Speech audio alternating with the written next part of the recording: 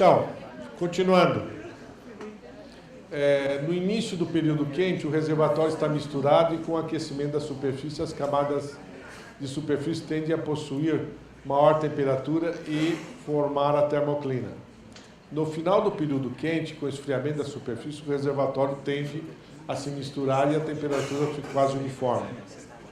O comportamento do tempo do reservatório tropicais não produz o comportamento acima e mantém um longo período de estratificação, que depende mais do período chuvoso, que tende a misturar o reservatório, os grandes temperaturas são menores. Então, no clima tropical, não acontece exatamente isso, porque não é a temperatura da superfície que vai misturar. Mas ele cria uma estratificação, porque ele tem sempre radiação solar. O que faz misturar o reservatório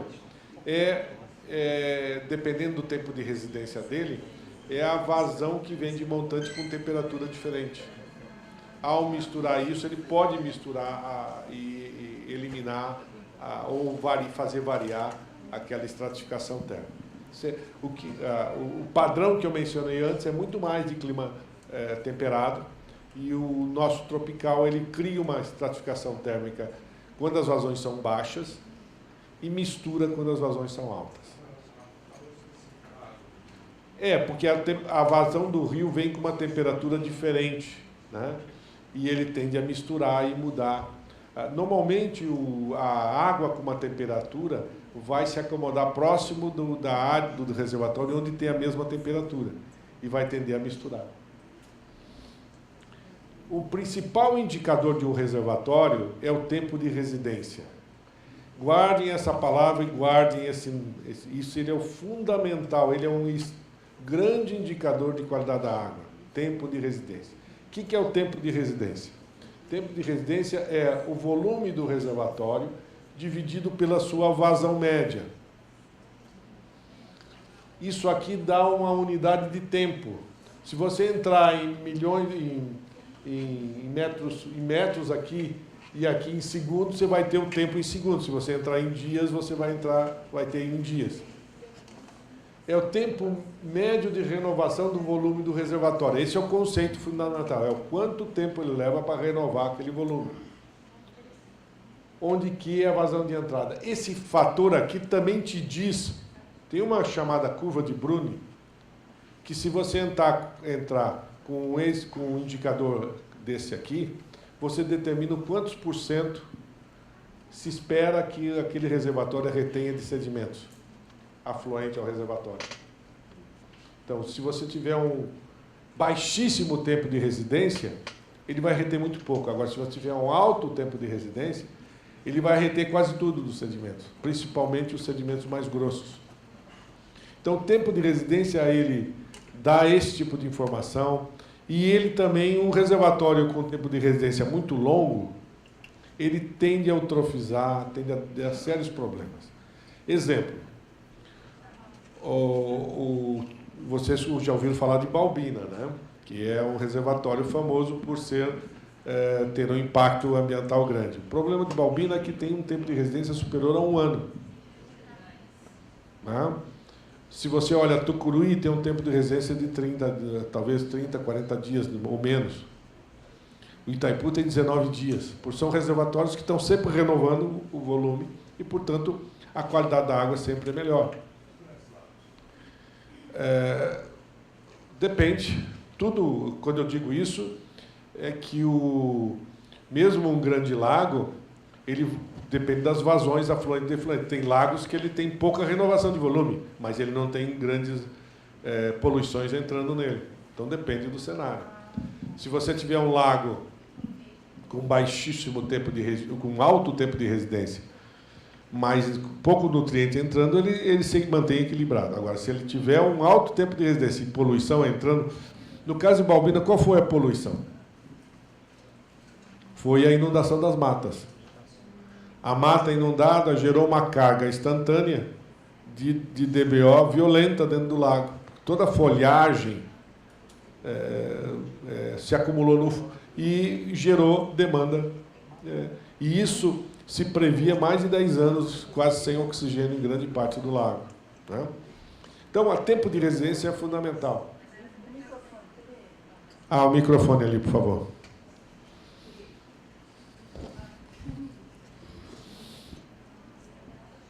Bom dia, professor. Bom dia. A gente tem uma situação no Rio Grande, que é o lago da represa do Funil. Uhum. Na época, eu trabalhava lá em Lavras e a gente acompanhou o alagamento. Houve o alagamento de muitas árvores, muita vegetação. Isso, então, vai contribuir para que esse tempo de residência seja maior? Não necessariamente. Não o tempo de residência, ele vai aumentar a carga orgânica dentro do reservatório. E, portanto, ele vai criar, como se você estivesse despejando um fluxo com bastante carga dentro do reservatório. Tá? Sempre vem a questão, no reservatório, desmatar ou não desmatar. Tá? Porque se você desmatar, você tira parte da carga e elimina um problema de carga do reservatório. Mas o grande problema, isso é viável em reservatórios muito pequenos. Em reservatórios muito grandes, o que acontece? Demora tanto para desmatar, que quando você terminar de desmatar, você já cresceu do outro lado, e aí a brota tem muito mais carga do que a anterior. Então, é um dilema. O que se procura fazer em reservatório, por exemplo, você está falando de um reservatório que tenha mais de 1.000 quilômetros, para você desmatar 1.000 quilômetros, ainda mais em condições como essa, é muito difícil. Então, o que se faz é desmatar uma região na região próxima da barragem, para evitar problemas maiores, até com os equipamentos que você tem. E aceita e faz uma avaliação daquela. O ideal é que, no início da operação do reservatório, você mantenha o máximo possível as descargas abertas, para ter um tempo de residência baixo. E, assim, renovar melhor as condições. Agora, isso não é sério quando o tempo de residência do reservatório é baixo. Então, não é... O que está acontecendo no Brasil, que nas últimas décadas não se faz grandes reservatórios mais, faz barragens com pequenos reservatórios. Então, isso saiu um pouco da preocupação da agenda. Né? O outro parâmetro interessante, que é o número de fluido densimétrico, ele te permite saber se aquele reservatório pode ou não estratificar. E ele tem mais algumas variáveis, além do volume. Ele trabalha com a profundidade média e com o comprimento médio do lago. E ele te diz que um reservatório com F maior que 1, o reservatório é misturado com H, aliás, é F ali, está mal, F menor que 0,1, é estratificado, e no intervalo 0,1 a 1 ele está em transição. Mas lembrando que essa estratificação é muito mais relacionada com esses condicionantes, reservatórios tropicais e reservatórios temperados. Aqui mostramos para vocês alguns reservatórios do Brasil e um da Guiana, com a vazão média, volume, área de inundação, tempo de residência e número de fluido densimétrico. Então, se vocês olharem para Albina ali, ele tem quase um ano de tempo de residência. E você tem um outro em Barra do Peixe, com mais de 2 anos de tempo de residência. E Brocopongo, que é esse na Guiana, que de quase 1 ano também. E outros com insignificantes tempos de residência.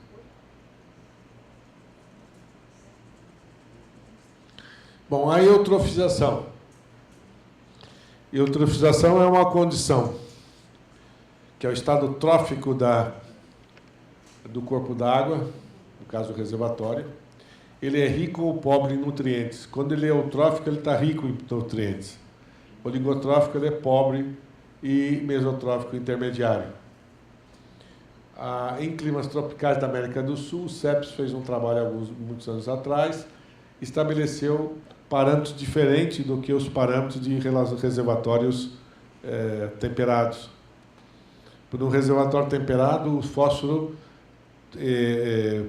o limite do fósforo era 20 microgramas por litro. E nesse estudo do CEPES, para climas tropicais, se chegou a um limite de 70 microgramas por litro. Então, varia nesse sentido. Ali vocês têm, para o caso de, nessa tabelinha aqui, para o caso de climas temperados. E aqui para climas... eles usaram dados de reservatórios tropicais para chegar a esses valores. Qual o problema do estado trófico? Prejudica a recreação com o uso da água devido ao crescimento de algas, aumento do mau cheiro, cor indesejável, entre outros, grande variação de oxigênio dissolvido durante o dia devido à fotossíntese e respiração das algas. Fitoplâncton deposita por sedimentação e gera demanda de oxigênio no fundo do lago, criando grande estratificação de oxigênio. Grande crescimento de macrófita que interfere com navegação, recreação e contaminação das águas por toxicidade. Formação de gases com capacidade de corrosão dos equipamentos de uma barragem como turbina. E tem um item que é também mais importante até, é que determinados tipos de algas, elas geram toxinas. E essas toxinas, geralmente, não se consegue retirar ela no tratamento de água. Tem tratamento de água que permite retirar a toxina. Mas, geralmente, não permite, você tem que usar... E a toxina da alga, ela é cancerígena, né? Ela cria problemas no rim, no fígado, né? E é cumulativo o problema. Então, hoje, desde de 2000, que se procura fazer teste de toxicidade na água para verificar se existe esse tipo de problema. Não vai ocorrer no primeiro momento, só a pessoa que estiver fazendo diálise morre, essa morre direto, né? Mas as que são saudáveis vão simplesmente destruindo o seu rim com o tempo, né? Como esse problema foi identificado a primeira nos anos 90, teve um caso no Brasil famoso, que foi em Caruaru, se não me engano, não me lembro que ano que foi na década de 90, mas não lembro o ano, não sei se é 99 ou 96. E nesse caso ocorreu o seguinte: um hospital usava água de um determinado lago que se eutrofizou. E ele usava essa água que era usada na diálise. Então, uma pessoa que tem problema de rim, mata direto quem tem problema de diálise, essa água, a toxina mata a pessoa. Morreram 25 pessoas. Dali para frente começou mais no Brasil, nos outros países teve um caso de militares ingleses num lago que estava eutrofizado. Então, essa preocupação vem e iniciou nas empresas de saneamento a teste de toxicidade. Depois teve regulação, que eu não me lembro que data que apareceu a regulação que obrigar a que se faça isso. Mas vejam, isso aqui é um cenário crítico, porque o que acontece nas cidades brasileiras? Você faz um reservatório de abastecimento. Aí, fala assim, a área do reservatório é a área APP, de área de proteção de mananciais. Aí, aquilo que eu comentei ontem, invadem aquela área. O que acontece? Não vai fazer tratamento de esgoto nem coleta. O esgoto vai tudo para o lago. Com o passar do tempo, aquele lago de abastecimento se eutrofiza. Se ele tiver a cianobactéria, ele vai gerar toxina. E aí começa o cenário de criticidade daquela água daquela cidade. Professora, a toxina só aparece quando tem cianobactérias? É um tipo, eu não sei, eu não sou especialista na área, mas eu sei que com as cianobactérias pode aparecer, pode ser que não apareça. E tem que ter o nutriente. Quer dizer, se não eutrofizar, não vai ter problema. Ou seja, se não tiver contaminação, não vai ter problema.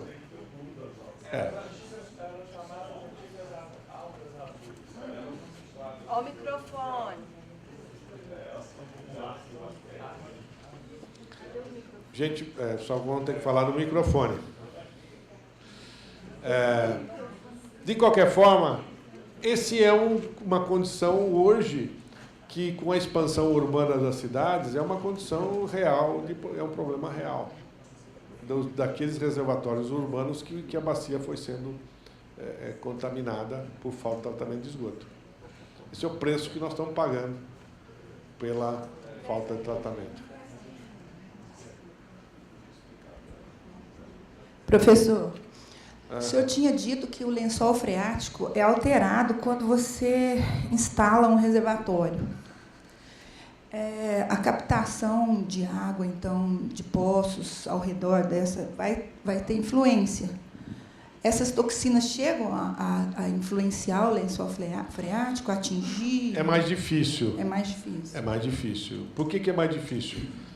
Não quer dizer que não ocorra. É mais difícil porque vai levar muito tempo para essa água filtrar pelo solo, e o solo tem uma capacidade de limpeza inicial. Provavelmente, se isso ocorrer por muitos anos, de alguém bombear ali e aquela água vir do lago com alguma toxina, pode ser que depois de alguns anos, sei lá, 10 anos, isso venha a ocorrer. Mas, inicialmente, é mais difícil que ocorra. Tá, obrigada.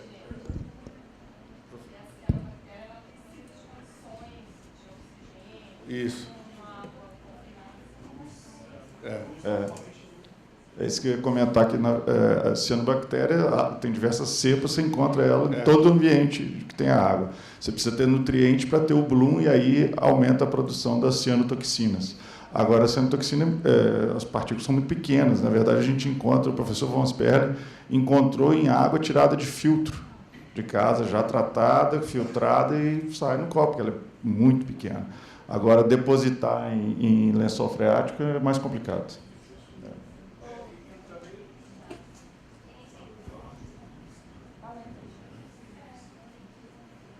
Regina, eu nunca vi caso de contaminação de cianobactéria em água subterrânea. Porque é um organismo vivo que precisa de condições de oxigênio e luz para ela se proliferar. Mas tem um filtro natural do solo, já é uma barreira.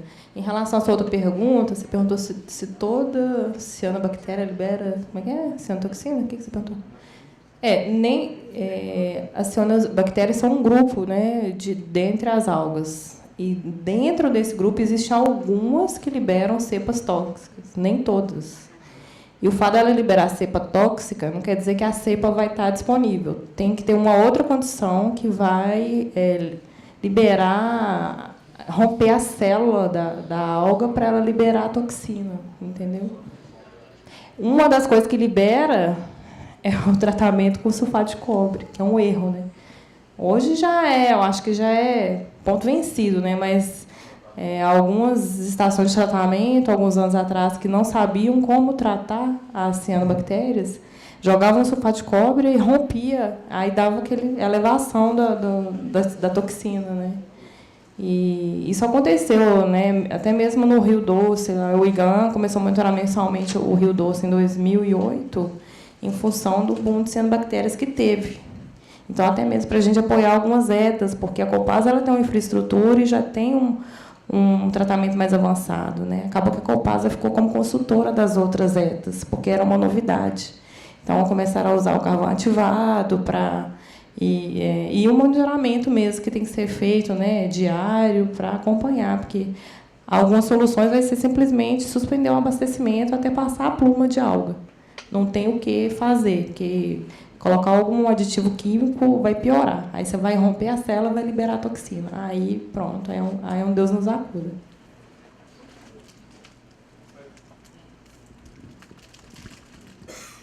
De qualquer forma, o destaque importante aqui é mostrar a consequência que você tem a gerar um estado de eutrófico de um determinado sistema. Você tem esse tipo de risco que não é trivial.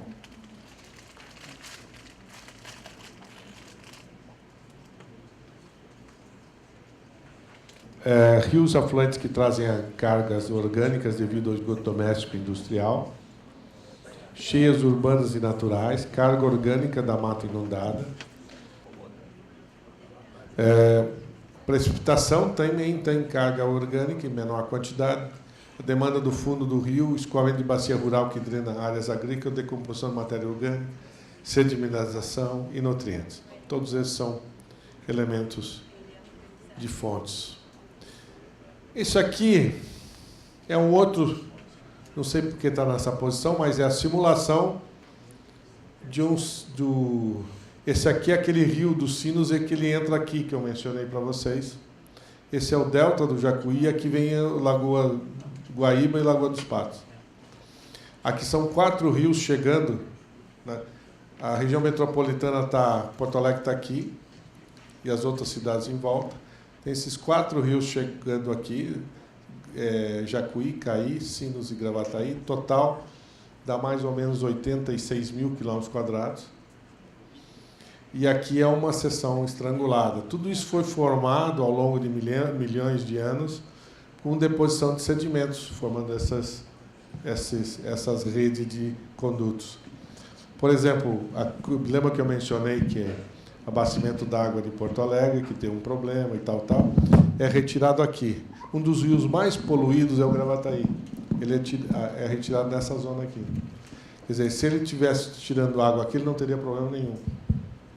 É só um custo um pouquinho de alguns 1 quilômetro ou mais, e isso até hoje não mudaram. Você vê como as coisas são as inércias do nosso sistema. Isso aqui, olha, ele foi simulado em quantidade e qualidade da água. Aqui nesse ponto aqui, isso aqui foi medido durante 24 horas, mostra a variação de vazão negativa e positiva ao longo do dia. Não é? Essa região aqui, numa das medições, tinha menos 200 e mais 1.000 metros cúbicos por segundo ao longo do dia. Quer dizer, de 3 em 3 horas tinha medições de vazões e a gente constatava esses valores. Isso aqui é o perfil de linha de concentrações ao longo desse eixo aqui. Quando ele era vazão positiva e quando era vazão negativa. Então, mostrando o efeito do represamento no sistema. Então, tudo isso aqui foi simulado. Esse é um exemplo só para você mostrar que você pode, em regime não permanente, que você pode simular sistema como esse. Evidentemente que ainda você está simulando um sistema misturado. Significa que você está levando em conta a concentração média por seção. Quando você entra aqui nessa lagoa, no Lago do Guaíba, com uma largura que tem de 14 km por 50 de comprimento, já não é possível mais um modelo unidimensional. Você tem que usar um modelo bidimensional no plano, que leva em conta velocidades e vórtices, etc. E, bom, isso para ter uma ideia, só para exemplificar esse outro tipo de modelagem. Aquela que eu mostrei antes era mais simples, porque era um trecho sem outros rios entrando, e esse é um mais, digamos, mais complexo, porque aqui você tem 19 confluências, 4 rios entrando com bastante complexidade. Nos modelos de gerenciamento, você tem modelos que retratam comportamento. O que significa? Um modelo como esse que eu mostrei, que retrata como funciona, como reproduz a concentração, a vazão do rio, comportamento. Depois você tem modelos de otimização, que são modelos que otimizam uma determinada função. Por exemplo, você vai projetar uma rede de distribuição de água. Você tem um modelo que representa como as vazões se trocam entre os condutos, mas como você está dimensionando, você quer dimensionar com o menor custo. Portanto, você monta um modelo que otimiza, dentro da norma, as dimensões menores possíveis com o menor custo daquela rede. Então, você tem um modelo que faz por otimização, vai buscando com a melhor solução e vai cada vez usando o modelo de comportamento para simular. Então, é típico dependendo de determinado sistema, de você usar a combinação dos dois. E modelos de planejamento, na realidade, é um termo para dizer que é um conjunto de modelos que você vai usar para planejamento do sistema. Você pode ter um modelo chuva-vazão para determinar a parte da chuva da vazão. Depois tem um modelo de qualidade da água para calcular a concentração de qualidade da água. Depois você pode ter um modelo econômico para avaliar o conjunto de investimentos que você tem que fazer. Então, na realidade, é um sistema de suporte à decisão que combina todos esses modelos para tomar decisão. Um sistema. Você pode ter junto com isso no modelo um modelo de outorga, que analisa num pedido de outorga se as condições estão adequadas. Você pode ter um modelo de sedimentos associado ao modelo de qualidade da água e associado ao modelo de quantidade, tudo no mesmo sistema. Então, o mais importante entender é que o modelo é uma ferramenta. Ele não vai resolver nada para você. Ele não vai tomar nenhuma decisão por você. Ele é uma ferramenta. Se você não souber fazer pergunta para o modelo, ele não tem a menor utilidade. Quando alguém vem para você falando, eu vou fazer uma pesquisa do modelo tal. Pesquisa do modelo tal não existe. Tá? O modelo é uma ferramenta. Você quer resolver o quê? Né? O modelo é a ferramenta. A pergunta que você tem que fazer, o que eu quero, qual a pergunta, ou qual é o conhecimento que eu quero adquirir com aquela se eu vou aprimorar, se eu vou, por exemplo, aprimorar um modelo que retrata muito bem aquele tipo de comportamento. Tudo bem, aí você tem uma pesquisa. Mas a pesquisa tem que ter uma pergunta que eu não sei a resposta. Né? E o modelo também, na prática, você tem que ter perguntas para ele. Então, aqui, quando você vai usar o modelo, você vai equacionar o teu problema, representar o teu sistema, vai coletar dados, vai fazer análise econômica, e o modelo é uma ferramenta que está aqui, que vai ter funções hidrológicas, hidráulicas, vai usar técnicas matemáticas, e o modelo vai te fazer simulações. Ele tem que ser ajustado, porque nenhum modelo... não, porque eu tenho um modelo tal. Tá, e você tem dados? Não, eu não tenho dados. Bom, ele não vai fazer milagre de descobrir para você. Você tem que ter algum dado para ajustar ele. Então, você tem que ajuste, verificação e previsão de cenários e tomar decisão. Então, você necessita da informação. Porque se você não ancorar teu modelo a uma informação que seja, você pode estar especulando de forma completamente errada. Vou dar um exemplo bem interessante. Quando nós começamos a fazer o plano de drenagem urbana de Porto Alegre, você usa precipitação para calcular a vazão, porque a área urbana, a bacia urbana, você raramente tem dados para poder prever. Mas, assim, como que eu ajusto? Bom, como que eu ajusto? O que a gente fez?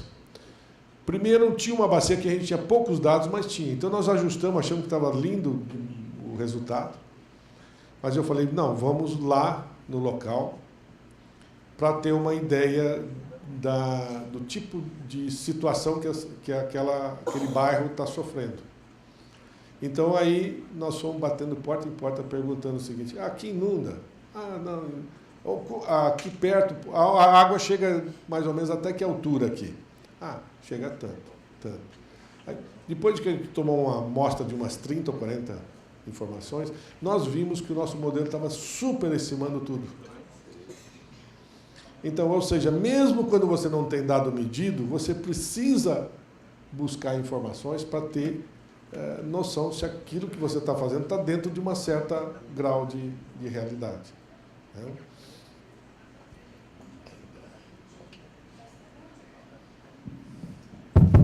Os diferentes usos. Professor, na planilha, No anterior? no slide anterior a esse, é a primeira vez, desde que o senhor começou, que eu vi alguma coisa mencionando a questão social ali, quantificação socioeconômica e ambiental. Uhum.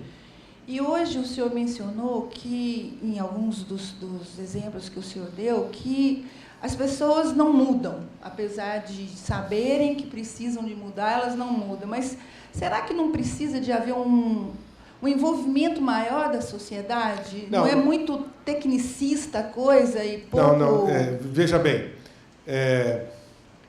não digo que as pessoas não mudem. O que eu digo é que O que eu quero dizer é o seguinte, muitas vezes falta informação à pessoa, porque eu já vi pessoas fazerem passeata para ter esgoto, e depois as mesmas pessoas fazendo passeata para não pagar o esgoto, né? Então, o ser humano, o órgão sensível dele é o bolso, né? Então, você tem que trabalhar com essa sensibilidade dele. O que eu disse é que muitas vezes você faz um projeto de rede de esgoto, seja de que for, mas você não prevê as questões institucionais, que é o seguinte: eu vou passar uma rede de esgoto, como que eu vou fazer com que o proprietário conecte, ligue na rede? Nós temos um problema básico. Ligar na rede, o pessoal diz, não é papel da empresa. Mas se você deixar, mesmo que o cara queira fazer, ele contrata o Zé da esquina, que vai ligar na primeira rede que ele encontrar, que pode ser a pluvial e não a de sanitária. Então, é um prejuízo duplo, porque você vai ter, no final, 2 redes mistas. Então, é muito mais razoável você se planejar como você vai fazer a rede, muito bem. Como que eu vou estabelecer o processo de conexão? Primeiro tem que conscientizar a pessoa, mas tem pessoas que não vão se conscientizar a pagar alguma coisa que seja o que for. Então, ela tem que ter uma obrigação. Por exemplo, você ter na norma municipal que se a rede passar na tua frente e você não conectar, você vai pagar o dobro do que pagaria. Uma coisa desse tipo, que o resto é multa por estar poluindo. Tanto pode doer no bolso para um lado como para o outro, né? Então, mas você não acha que a educação ambiental mais atuante, mais forte, não contribuiria para mudar essa realidade? Eu contribuo com uma parcela. Eu diria o seguinte: hoje a conscientização ajuda uns 25% a 30%. Os outros 70%, você, de alguma forma, você vai ter que... Vai ter que pôr na novela da Globo alguma coisa parecida para poder as pessoas acreditarem, né? É que nem a coleta seletiva. Coleta seletiva, em Porto Alegre, tem hoje coleta seletiva em 100% da cidade. Há muito tempo. E só que é o seguinte: quem estava disposto a fazer? 24% por iniciativa. Depois, só com o tempo, que aumentou-se um pouco, mas hoje, voluntariamente, 24% a 25%.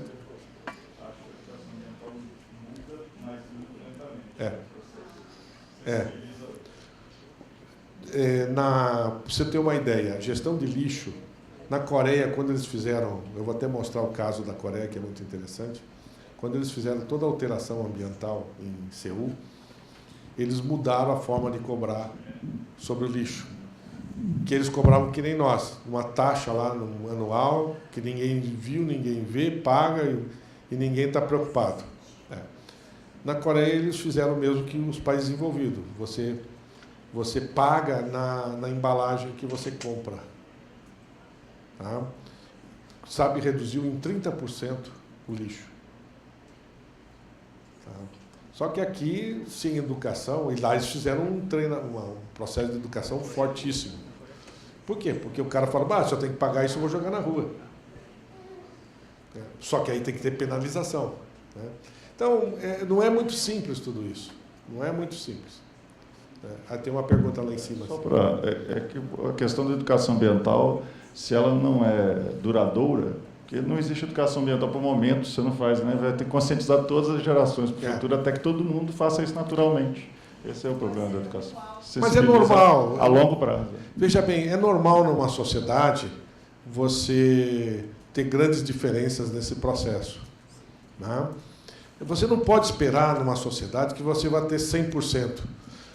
Quando a gente faz gestão, a gente tem que entender que quando você tem um sucesso, é quando você consegue que 60% da população vá naquele caminho. O que a gente não pode querer é fazer gestão pela exceção. Porque aí a gente gera esses doentes aí que ficam botando regra e incomodando toda a sociedade. Né? Bom dia. Na verdade, eu queria só fazer um comentário, uma pergunta, não é a respeito dessa questão da educação ambiental. Que eu acho que não dá para ser pensada, Regina, de forma dissociada. Então, ela é sempre associada a uma política, ao desenvolvimento da política pública. O papel do Estado e a prestação de serviço tem que ser muito forte. E aí, nessa questão de coleta seletiva, eu não tenho descrença na sociedade, não. Na verdade, eu acho que há muito mais gente interessada do que cerca desses 24%. Não, esse é o inicial, né? Levou um tempo para ir aumentando, eu não sei quanto está hoje. E que, na verdade, por exemplo, aqui no Gutierrez, aqui em Belo Horizonte, um bairro, foi implantada a coleta seletiva e como piloto, a prefeitura fazia o recolhimento. Inicialmente, você tinha uma disposição e uma separação por parte da comunidade, mais facilmente. Mas aí, quando eles viram que a coleta estava sendo feita, a prefeitura não estava dispondo de maneira separada, mas juntando tudo no mesmo caminhão. Aí sim, aí desestimula. Aí desestimulou. E aí, nesse exemplo, assim, ainda da coleta seletiva, um caso que eu conheci foi da prefeitura de Lagoa Santa, que é aqui do lado. Eles implantaram pilotos também, e aí foram expandindo para a cidade, e aí foi educação ambiental com o panfleto e dialogando. Qual que é o problema? Por que você não separa? E aí foram vendo, chegaram nessa descrença de que você não dá uma destinação adequada. E aí, quando eles foram vendo que tinha um trabalho da prefeitura com as associações de catadores que tinham uma destinação assim, teve uma adesão de mais 60%. Então, eu acho assim, que a educação ambiental é fundamental, mas ela não pode ser dissociada de uma prestação de serviço, porque assim, você mobilizar uma vez é muito difícil. Se você tem uma descrença depois é impossível. É mais nesse sentido. Não, o mais interessante que aconteceu no caso de Porto Alegre foi que tinha cooperativa de catadores que foi criada, esse pessoal melhorou de vida. Depois aí o que aconteceu que os espertinhos descobriram que aquilo tinha valor econômico e começaram a pegar o lixo reciclado antes de chegar à prefeitura. E aí os coitados perderam a renda, né? Porque eles começaram a vender. E outra que me informaram, não sei quem me disse sobre isso, que esses catadores também, independentes, eles eram um caminho da droga também, porque como eles se movimentavam pela sociedade, pela cidade toda, eles eram vendedores de droga também. Lá na cidade que eu nasci, são 4.000 habitantes, mas eles fizeram o seguinte, eles criaram uma horta, contrataram pessoas para trabalhar na horta, deram emprego, e as pessoas levam lixo e trocam por verdura. Beleza. E aqui no Cisema, na FEAM, nós temos uma bolsa reciclável, né? Mas só repassa para as associações. Não sei se está funcionando plenamente, mas sempre falta recurso, né? Teve um caso, por exemplo, de Curitiba, que eu não sei como evoluiu, que foi muito interessante. Eles trocavam o lixo por ticket de ônibus. Porque como a prefeitura contratava os ônibus das empresas privadas, ela que vendia o ticket, ela podia dispor de quantos tickets ela tinha. Então, ela por um período, e eu não sei se o quanto deu de resultado isso, mas por um período, porque que acontecia? Tem lugares que o caminhão não conseguia entrar para coletar, né? Zonas difíceis e tal. Então, aí eles também traziam uma renda para aquele pessoal, porque, na realidade, ele permitia ele ter o transporte se ele coletasse o material sólido. Mas essa questão ela é interessante, porque, por exemplo, lá na cidade administrativa, nós temos todas as condições para reciclar o lixo. Tem o espaço, tem as lixeiras separadas, tem, né, principalmente o pessoal do meio ambiente tem a consciência de que precisa. Todo mundo separava, pelo menos, o lixo bonitinho. Até que um dia nós vimos a faxineira passando, pegando o lixo, jogando tudo no mesmo recipiente. Aí é de matar. Todo mundo separando o lixo no café, nas mesas. E elas juntam... A ambientação fiscalizando. Não, sim, mas já tem... Não, mas não importa, por quê? Já tem os coletores são 3. Então, quer dizer, você já tem uma pré-seleção. Misturar tudo para separar de novo? Não faz sentido. Não faz. Né? Coloca separadinho e quem não separou dele, você tem uma triagem menor. É. Mas, assim, é consciência mesmo, não tem condição. Né?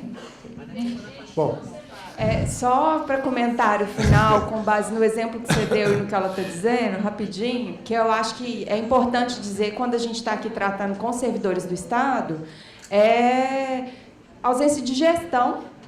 Nós temos toda a estrutura implantada lá, temos os servidores que foram informados e conscientizados inicialmente, que tem uma desmobilização pelo trabalho ali que foi mal orientado, às vezes de troca de funcionário.